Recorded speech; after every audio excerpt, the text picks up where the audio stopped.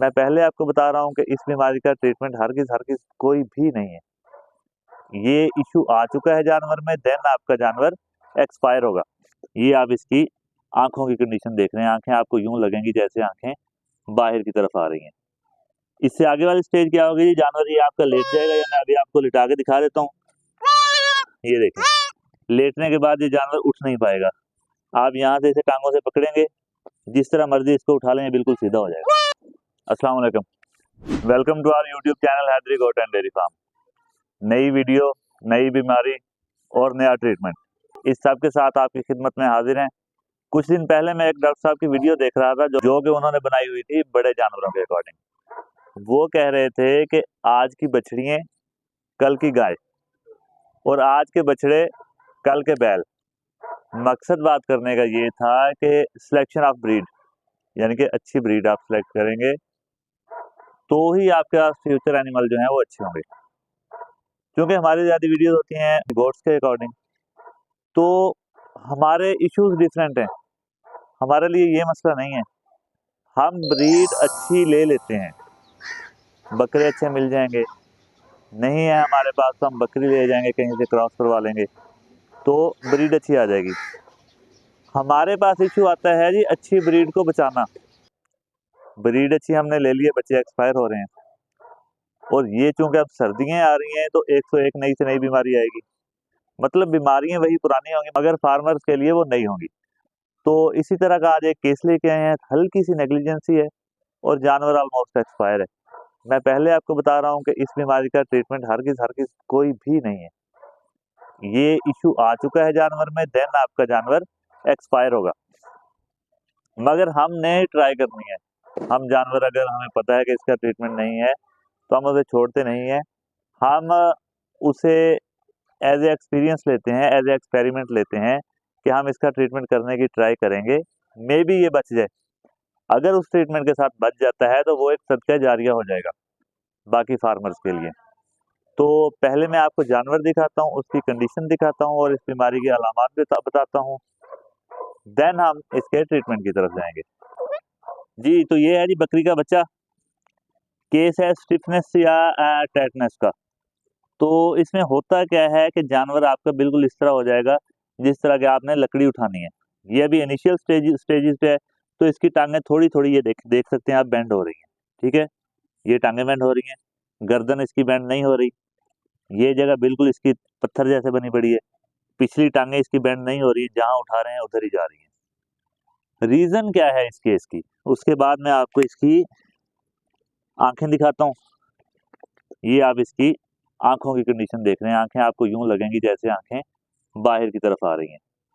इससे आगे वाली स्टेज क्या होगी जी, जानवर ये आपका लेट जाएगा, या मैं अभी आपको लिटा के दिखा देता हूँ। ये देखें, लेटने के बाद ये जानवर उठ नहीं पाएगा। आप यहाँ से इसे टांगों से पकड़ेंगे, जिस तरह मर्जी इसको उठा लें, बिल्कुल सीधा हो जाएगा। ठीक है, मतलब इतना ज्यादा पेन और इतना ज्यादा बॉडी में इसके स्ट्रेस होता है जानवर के, कि जानवर खाना पीना भूल जाता है, उठना बैठना भूल जाता है। इसकी रीजन क्या है, जो मैंने शुरू में बात की थी कि हल्की सी नेग्लिजेंसी, वो मैं आपको अभी दिखाने लगा हूँ। ये देखें जी, नेवालिल, इस पे हम वीडियो बना चुके हैं, बार बार कह रहे हैं कि इस केस को सीरियस लें। ये 101 बीमारियों की जड़ है।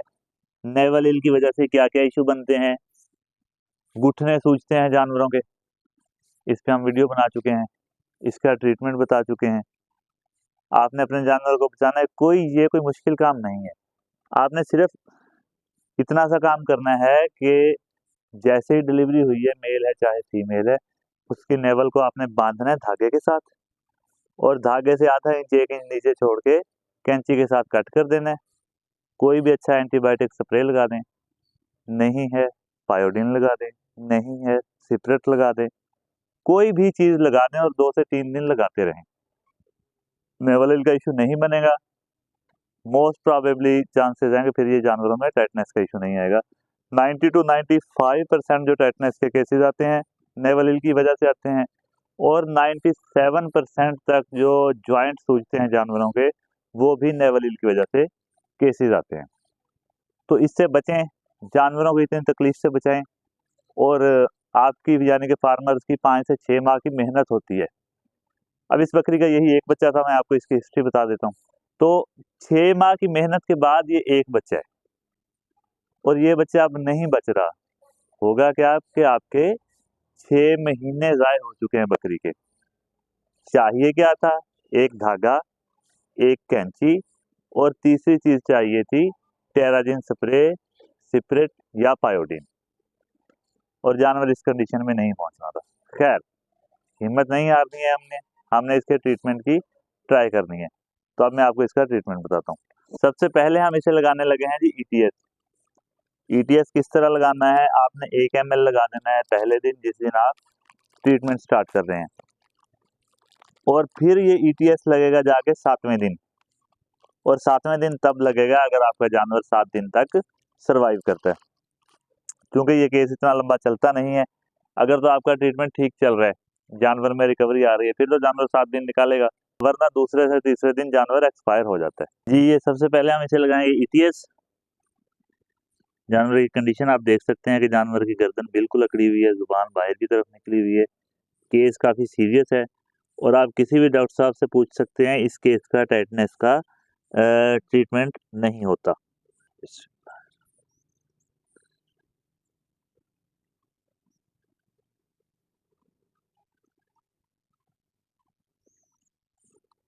ईटीएस के बाद दूसरा हम इसे लगाएंगे जी पेन के लिए लॉक्सिन, ताकि जो इसे इतना पेन है टाइटनेस की वजह से ये थोड़ा कम हो सके। आप इसे 2 ml तक लॉक्सिन लगा सकते हैं, 1.5 से 2 ml तक, और हम इसे लगाने लगे हैं 1.5 ml।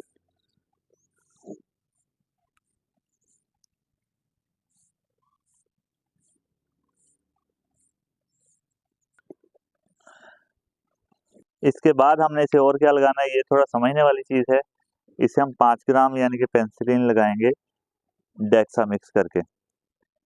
याद रखिएगा, जो घुटनों की सोजन होती है, नी स्वेलिंग होती है, उसमें हम इसमें 5 ग्राम में एवल मिक्स किया करते थे, मगर यहाँ पर हम इसे डेक्सा मिक्स करके ये लगाएंगे। डेक्सा हमने ले लेना है जी 10 ml। इसे हमने मिक्स कर लेना है 5 ग्राम के अंदर। ये लगाना कैसे है ये समझने की चीज है।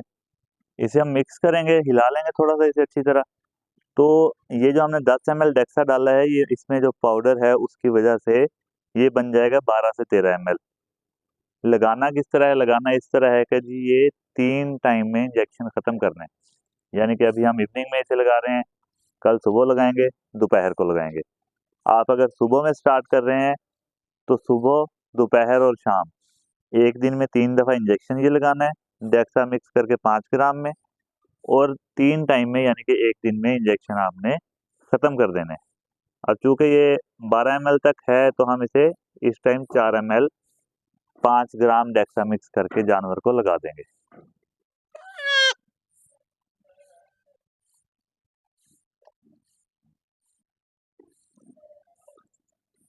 जी, तो ये इंजेक्शन इसके हो चुके हैं जी कंप्लीट। कोशिश करें जब आपकी बकरियों की डिलीवरी हो रही है तो जो प्रोटोकॉल्स हैं वो कंप्लीट फॉलो कर लें, ताकि आपको बाद में ये इश्यूज फेस ना करने पड़े। तो ये थी आज की वीडियो। आपके पास कोई भी आपके फार्म पर इशू आ रहा है, आप न्यू फार्मिंग स्टार्ट करना चाहते हैं, या कोई बीमारी है आपके पास है, आप हमारे साथ कांटेक्ट कर सकते हैं।